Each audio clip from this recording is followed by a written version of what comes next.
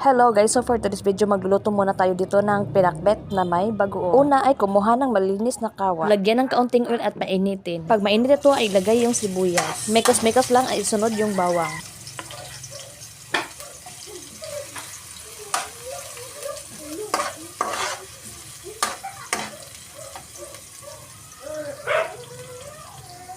Pag nag-golden brown na ito at lumabas na yung aroma ay ilagay niyo ang karne. At mekos-mekos ulit hanggang sa mag-brown na yung karne.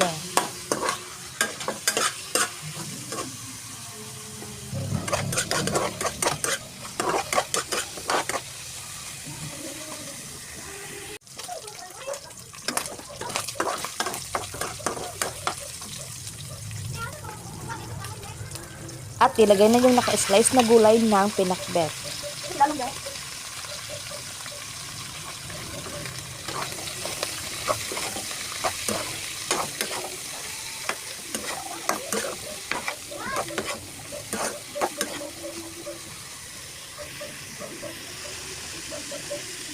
At lagyan ng kaunting ground pepper, bitchin at toyo.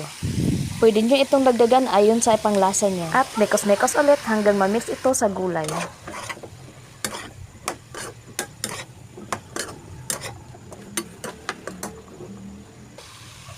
Lagyan ito ng kaunting tubig para sa pampalambot ng gulay.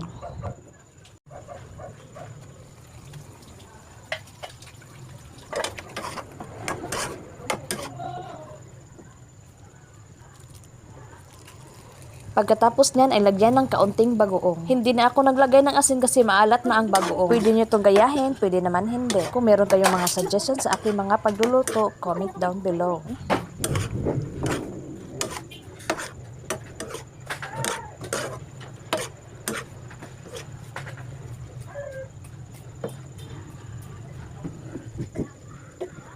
At ayan, luto na yung pinakbet natin na may bagoong. At para naman maka-update kayo sa aking mga bagong luto, follow nyo na tong page na to. Comment down below kung saan umabot ang video. Thank you for watching. Bye!